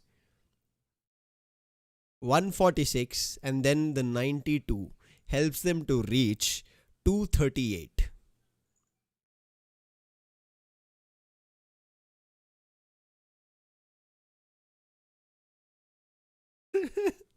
Bro, if somebody sees me, they'll be like, this guy is mad. And right now I'm at a point that, yeah, I'm kind of, yes. QRS, there is still a chance, and Lukim, as we said, being the true underdogs today especially. Phenomenal performance coming in from their end. And I think this tells us that Pokemon Unite is full of uncertainties. Rayquaza is not the one that decides what will happen. And with this, we have an update for all the people who are already watching. QRS this time, they go for a second pick. Previously, QRS went for first pick, and it was Lukim who had the second pick. This time, it's the other way around. QRS did lose, and they decided to go for the second pick. And it is going to be Lukim with the first pick. If you are all ready, let's start the game. I am ready to watch this, witness this. Let's get it rolling. QRS now cannot make a single mistake as such. First pick. Where do they go? First ban. Sorry. And they go for a cliffable ban. Support bans, which we've seen. A support ban and a Slowbro ban. Defense ban. Now that QRS are on the... You see, whoever is on the purple end, they're just banning supporters. Whoever is on the orange end, they're banning the Slowbro because that's slow beam. A Charizard ban. That seismic slam hurt them. This shows that they're banning a Pokemon which they were the ones in their first matchup to use. Lukim used Charizard, which did not work. QRS used Charizard, that worked. And right now, it is going to be them banning it, while on the other end, Alcremie gets banned. First pick. Shinsetsu. What does he decide? It's going to be an Umbreon. It gets locked from Kaiser. And on the other end, instantly, Goki Frame gets the Hoopa. QRS, I think this time will just go all out to win this.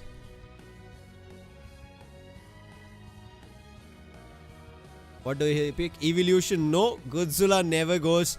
See, this is all just hints for us. That's why I wait for the lock now. It is going to be a Zoroark. Again, do we see a Comfey? Not with a Hoopa in the mix. Generally, they don't go for it. Pikachu worked. Pikachu working was a wonder. Because it's not easy to make Pikachu work. And that final fight was almost lost. Pikachu was the first to fall, but Pikachu was the reason that Lukim got an opportunity to make a comeback. Shinsetsu, he picks up none other than Psyduck. And on the other end, we end up seeing a Blaziken and an Evolution, which was already hinted, but it's going to be an Espeon. While we see an Umbreon, we also see an Espeon, 2 Evolution. Do we see a third? Leafeon could be in the mix. QRS have been notorious to bring 2 speedsters.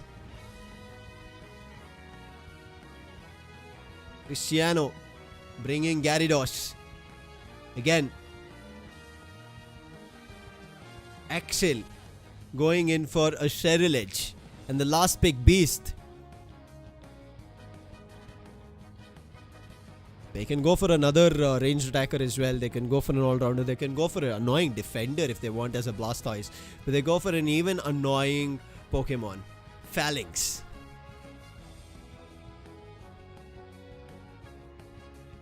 He's gonna hit her. Phalanx.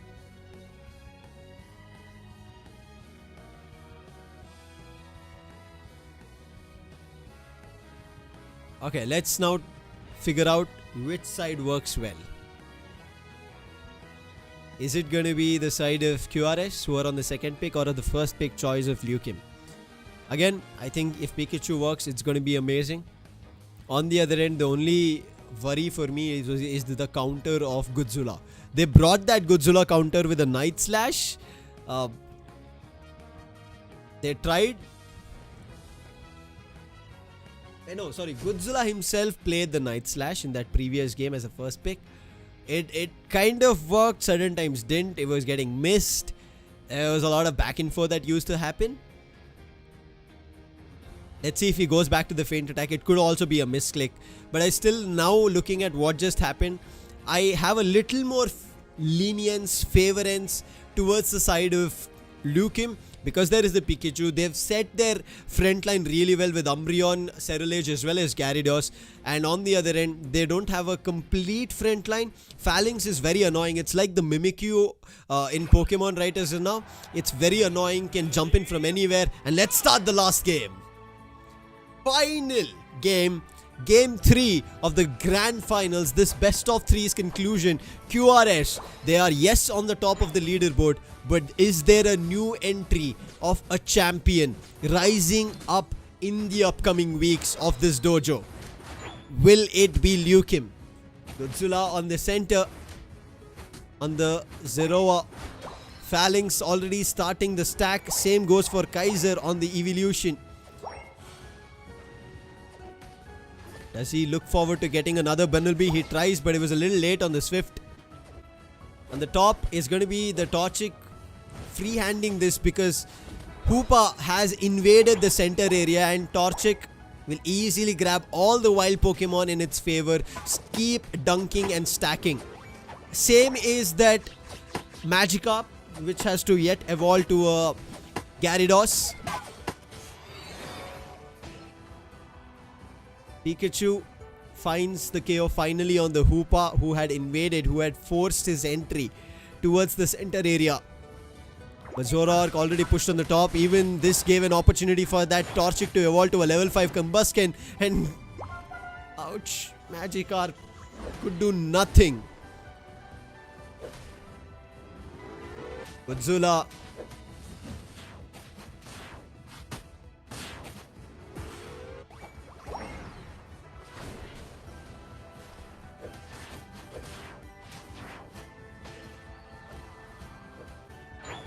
Pikachu finds one on Espeon, as he said, crucial. But there's been a little bit of an overextension again, as you can see. Zoroark in the center area. Phalanx also trying to do the same. Hoopa put up the hyperspace.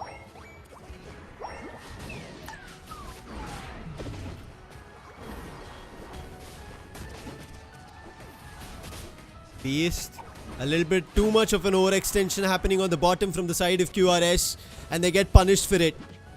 Espeon still holds control on the bottom path, not giving away the goal zone in its entirety.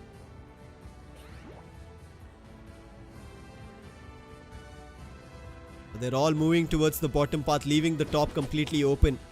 QRS did manage to get early game at 54 because of that Hoopa's annoying push.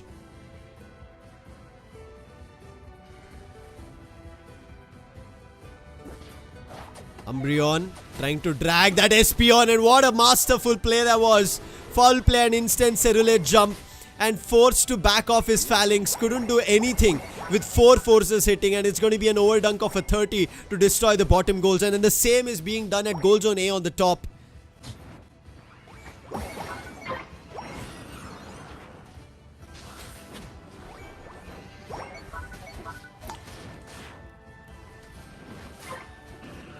Cerulege gets the Regirock on bottom. On the top, they're trying to secure the Regieleki. Blaziken is the one who secures. He was in the battle. Umbreon and Psyduck were trying to annoy.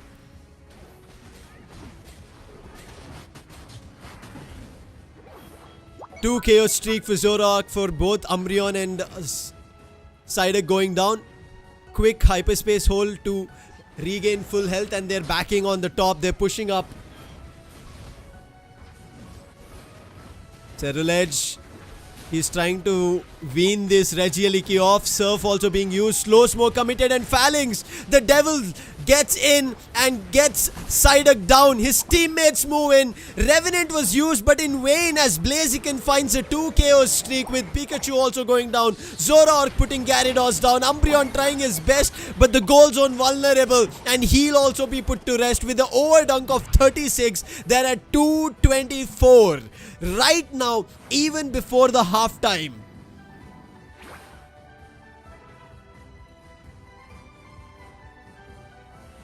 That is unfortunate. QRS, I think they were not happy with me laughing like that. They were like, bro, no. And they also know what happened over there. It was just a little bit of a mishap. Tush, with his teammates now going for the goal zone A on the bottom. No players close by. Overheat being used to just see if anybody pushes from the tall grasses. Overdunk of 20 coming in from the Espeon, and instantly it is on the Pikachu. Again, Devil being used, make it a 2 KO streak. They do not withstand the forces of QRS. They are indeed struggling. And look at Zoroark. It should be an easy KO. Pikachu moves in, and Pikachu should also be put to rest, but there are more forces and Zoroark is stuck. Could be a little bit of a blunder. Level 11 Zoroark has given a lot of experience back to the side of Lukim. And Lukim, no, they have to withstand this battle. They have to withstand these attacks. Even though the KOs are going out, it's the final stretch that matters. Rings Unbound as soon as the Regieleki gets confirmed, bringing Blaziken, Zoroark, everybody in towards this bottom battle. Revenant again being used for the fight, but it doesn't work. It is still going to be secured from the side of QRS. There was a 2 KO streak that was almost pulled to see if there's a battle turnaround, but it was not enough. And it seems like they might intend to destroy the goal zone on the bottom as well. Hyperspace hole used. They're not going to use it to come back on the bottom goal zone B. 1 minute 50 seconds left. They are all moving towards the top path. Gyarados uses bounce, has to back off if he stays here a little longer.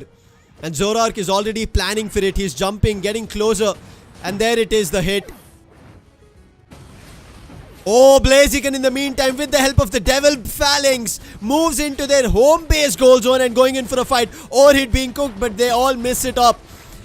They survive that battle. Slow Smoke being used, and they all get slowed down. But look at Espeon of how low. But teammates are looking good. Pikachu uses the Unite, and in the right time finds 1 KO. Can it find the second? But Blaziken finds on the Psyduck. They use, some of them, the Hyperspace Hold to reset. And now they're trying to hold off on Cerulege. But thankful to Pikachu before going out, helped Cerulege over there. And Gyarados finds 1 KO on that Blaziken.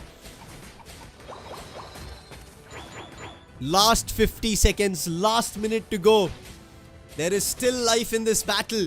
A lot of missed plays and attacks, and look at this Phalanx. If there's a KO on Phalanx that they find, that's going to be a big one. Hoopa is low. Hyperspace Hole. Phalanx, can he jump in time? He does! Level 13 Phalanx does not give away the experience, but he's back again. He's back again to bring his teammates in this battle. Zoroark is hiding in the tall grasses, and he jumps in. Phalanx finds Psyduck. Zoroark finds Umbreon. This is just strategy. This is just a cunning play stitched from the sides of QRS, and they're unstoppable. 15 seconds.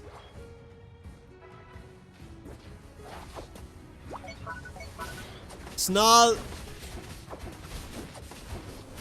They're trying to deny this from happening right before the final stretch, and they do. They deny the Regieleki, but Gyarados is caught. and then instantly Devil comes out. Gyarados forced to use the Unite. Rings Unbound as well. Blaziken moved in with the damage. Revenant, can it find value? It does. Big damage. Can Revenant find a game changer? No. Blaziken, with the help of Phalanx, puts 2 of their players down.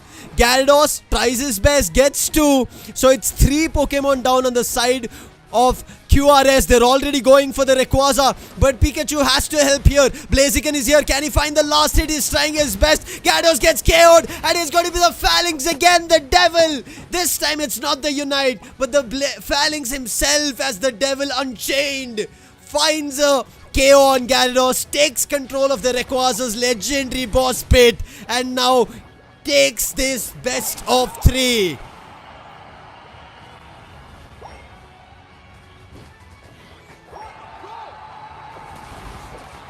This time QRS have not left any loopholes. They've not been cheeky on their strategies. They've just gone all in. But a great try, hands down a great try coming in from the sides of Liu Kim in this battle. Cerulege, phenomenal stuff. Gyarados, I feel like it's just the layering not being together. It did not work in their favor. Otherwise, it was just really good. 1 second.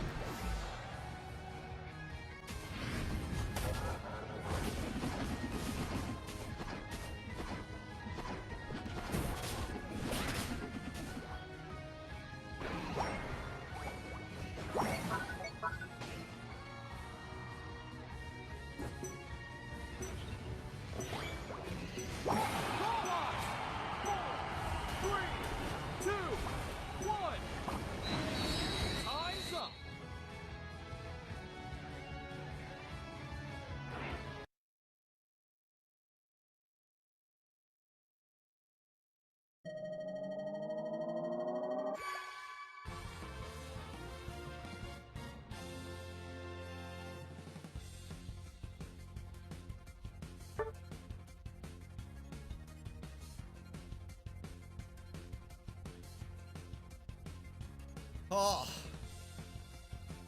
what a grand finals. I'm telling you, I don't know about the players, but I've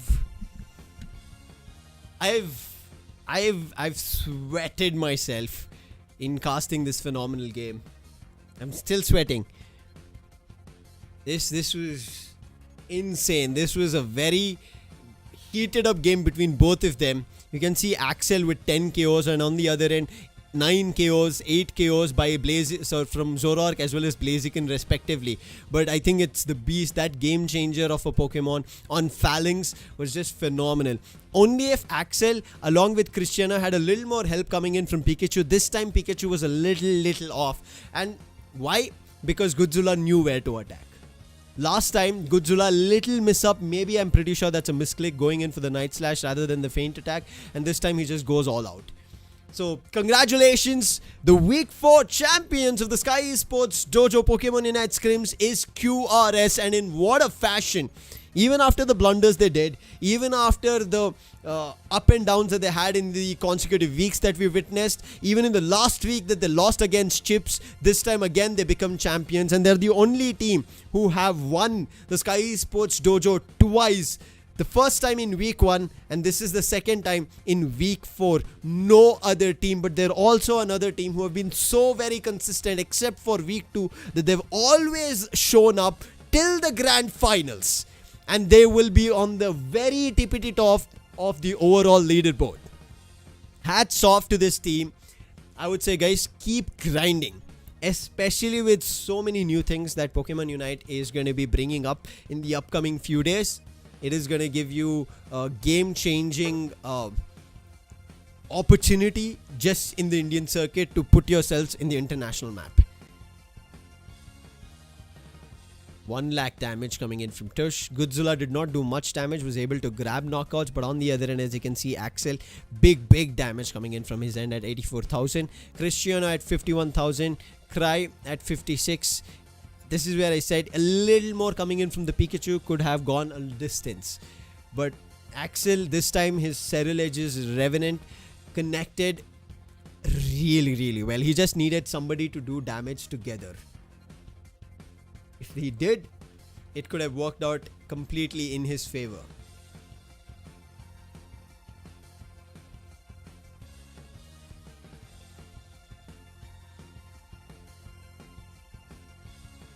On the other end, I think Godzilla, Yogi, Beast, all of them stole it. Stole the show. And I think you have to give kudos to Gorky Frame on Hoopa, and I think this is something that a lot of people have to kind of pay attention to. If there is a Hoopa, and if there are chances that you could lose against a team, go for Hoopa. That's my 2 cents in Pokemon Unite that I kind of generally lean on. Is if there is a Hoopa, go for it. In case you know that there is a chance that you could lose to the opponent team, your chances of winning just increases just because of Hoopa being there, Hoopa surviving, Hoopa putting the hyperspace hole, Hoopa using Rings Unbound.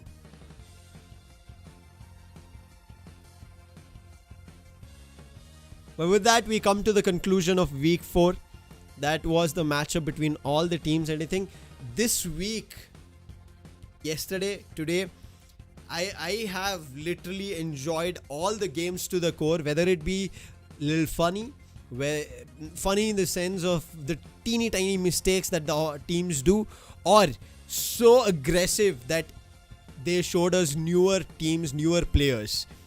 I think that is just phenomenal to witness. Axel, you still have a lot more to go.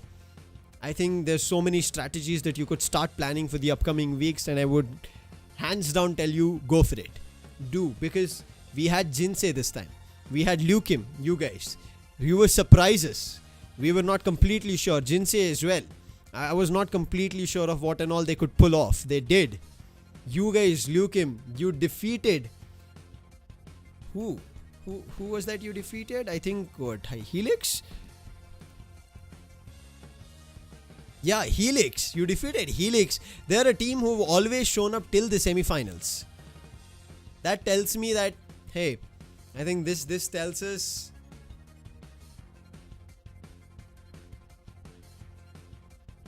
that anybody still stands a chance. You just have to keep pushing yourself to the limit. QRS was not supposed to win week 1. To be honest, it was supposed to be the R1DQ team, but they made a mistake. And QRS just doubled down on it. And when we went to week 2, QRS was supposed to win. That was their week because they were the champions. They got eliminated in the very first. Week 3, there was a comeback. They defeated Helix Esports, made their way to the grand finals. But Chips, a newer winner out of nowhere, they just jumped in and took away the championship in week 3. And week 4, here QRS, another underdog, looked like could have taken it away when QRS were having almost a breeze of a run.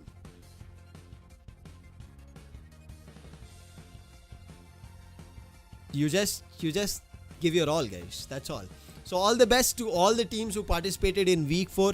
Looking forward to watching you guys again in the next upcoming week, because I know you guys have a lot of potential going ahead in the next matches that we are going to be witnessing. The more amount of Pokemon Unite matches, competitions that we witness, I'm looking forward to newer players, newer faces going to the international circuits, and I wish you all the best for it. But without any delay, it's time now to head over to the leaderboards. Close this. It's time for the Hall of Champions to see who's at the tippity top. I think there is no surprise on this. It is QRS with 11 victories and total goals of 7,979, 7979, and 275 points. They're at a difference of 135 points from the second position team, which is Chips, who unfortunately got eliminated in the semifinals today. Otherwise, Chips could have had an opportunity to take down QRS in the grand finals, and they sit at 140 points. I was Gorky Frame, Mr. Streamer Poem. You are Gorky Frame. Air on to you. Great game, man. Great decision making. Thank you for the cast. Thank you for giving me an opportunity to cast such a phenomenal game. I will not beat you around for the second game that happened. It is fine. You forget it. But amazing game, Poem. Amazing game. It's you. Nice name change that you have. Wonderful game coming in from you guys. Keep it up. You guys have been on the tabletop since week 1. Only week 2 somebody else took it up, but after that nobody else has been able to catch up. Chips would have had an opportunity today, but they messed up. Resonance, unfortunate, they also got eliminated very early on. Iconic were a no-show this week. Helix as well eliminated in round 1. Matka Believers eliminated in round 2, so they are at 6th. Lukim, you made your appearance. This is what Gawky Frame means. I know what Gawky Frame. And apologies for the hair. You guys made this, okay? After you guys let that Psyduck score 92. I lost my minds. All my minds, not one. Lukim, a big round of applause for Lukim. They've already made their entry into the leaderboard of their first time appearance itself. Whereas R1 DQ, they were the grand finalist of week 1 and we have not seen them after that. Team Zero Gravity, similar situation. Autobots, we've seen them every week, but unfortunately at max they have moved to round 2. Nothing other than that. I know. I know you did. I realized instantly that you guys did. Seeing your comp, seeing the fight, I realized you bringing out Hoopa, the main sole reason was that to make sure that that never happens. You're not even give the 1% chance of somebody else going in for a buzzer beater. And this was the Hall of Fame. Let's go to the Circuit of Champions. First starting off with the MVP players, and it's all QRS. Godzilla, 11 MVPs. Then comes in is Yogi, who has 2 MVPs. Then is Beast with 3 MVPs, and at the 3rd spot Resonance, Gogeta or Fear. He comes up at the 4th spot because of his individual score at 702 and even his MVP score at 794. QRS, then again Tush, then comes in Prime 60. Then is Incognito, again in this MVP list, everybody else is there, and Resonance as well. I'm wishing Resonance make a comeback in the next upcoming weeks, because Resonance, we've been missing you guys. You are on the leaderboard still, you've been beating the other teams and you're still not in the top. Something that I'm looking forward to. Resonance, Disangel at the 9th spot, Matka Believers, NHK at the 10th. Let's jump to the Sword of the team. Sword of the team meaning the all-rounders, who find a lot of chaos or damage that they deal. And starts off with Beast. We just saw his phalanx. I just joined 2 days ago. I know. I mean, you've done a phenomenal job with the team. Looks wonderful, Poem. Let's hope you do a lot more with them. Godzilla coming in at the 2nd. Had to be. Man is a menace. Matka Believers, NHK is here, but why are we not seeing Matka Believers on stream? Where are you guys? Hello, if you're watching, Matka Believers, next time, please come. QRS Tush, he comes up at 78,000 damage. Then at the 5th spot is Yogi at 65,000 damage. Wait, sorry, not 65, 6 lakh damage. 6,50,000 damage. Then is Disangel at 6,03,000. Then is QRS's Prime at 6 lakh. Resonance Hope comes at 4 lakh. Lukim, Axel, this is where I said you have a lot of potential, Axel. Go for it. Do not back off. You did not reach the champions title, but you did come to the grand finals in your very first week of the Skyesports DOJO. So go, keep pushing for it. Resonance, again, as I said, we are still missing you guys. I don't know what happened this week and the prior weeks. Lemon at 4,70,000 damage. We go to the shield of the team. These are the damage tankers, Poem. People as you, or even closer to heart of the team. We'll see, Poem, if you're there, if you've made your entry because you just joined. But it will be all the players from your team. QRS, Compy, Yogi, YT at 9,40,000 damage taken. Then comes in Resonance, Fear or Gogeta, who has 6,80,000 damage. Then is Beast at 6,50,000. Then is Godzilla at 6,40,000. Then we see Lukim's Kaiser making an entry, who's been a phenomenal tank. We saw him as an Umbreon in the last game at 560. QRX Tush at 530, QRS Incognito at 530 as well. Only a difference of 1,000 between them. Resonance Ayush at 520. Again, Ayush, where are you? Helix Naruto, I hope you see your team next time. But it's Pharaoh here at 5 lakh. QRS at 4,70,000 damage.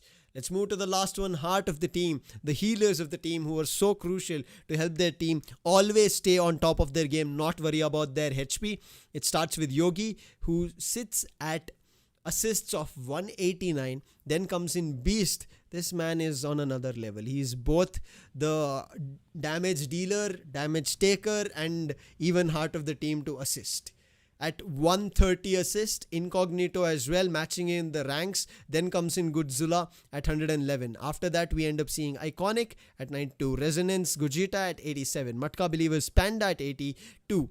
Then comes in Tush from QRS at 76. Chips I Legend at 75, and Team Iconic's Kid 77. Again, Team Iconic have been a team who have been a no-show after week 2. They're like, we become champions once, it's enough. That's all. No, Iconic, you are not at the table topper list right as of now. It was only week 2 that you were the table toppers, but after that somebody else has taken and overrun and even removed you from the podium spots. Why is Beast so versatile? You have to ask and you have to give me that answer, Poem. You are his teammate. I am not his teammate. You are his teammate. You have to tell me. But with that, we come to a conclusion of this matchup, this stream as well. What a phenomenal run we had. Thank you so much for everybody who tuned in. Thank you so much, Poem, for coming in, joining after your matchup was done. Congratulations. Wish this congratulations to everybody from your team for playing such a phenomenal game, showing us all the other possibilities that you guys have as a team. Keep going. I wish to see you in the big circuits very, very, very soon. And for all of you who's watching, who's looking forward to playing in the next upcoming weeks of the Skyesports DOJO Pokemon Unite Scrims, link in description of the Discord channel. Join it. You will know there'll be only very limited slots. If you do not want to miss, do follow me on Instagram as well, where I'll put the next upcoming update for any Pokemon Unite matches that are going to be played out in India or maybe even very soon in international. With that, this is going to be Lucifer signing out of week 4, wishing all the teams all the best. Keep performing at your fullest. See ya.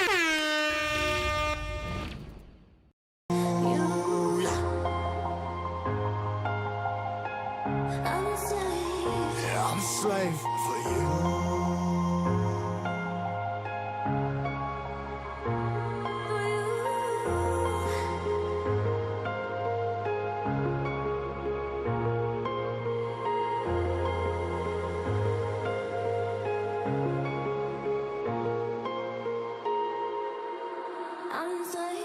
Ripping harder, more less. Never stop, no rest. Till the stress is breath in my chest. Till it's diamonds wrapping my neck. Progress to a god from a goddamn mess. Hopeless, more tests. More blessed. Dug deep down trying to find my best. Find a beast, had a killer conquest. I'm next. I'm too on till I'm too off. Come down, make new thoughts. Like jumping off of that rooftop. Whole life never let I do nothing. Make moves based on my mood drops. Like who's lost? Like who's lost? It's yours, go. Steadily killing me, running my brain full of shame. I don't wanna lose it. I'm full of stage, trying to run my pain. I see something coming out of that rain. My team really not tame. I'ma never slow down. I'ma never behave. Stuck inside this prison, inside this cage. It's taking over.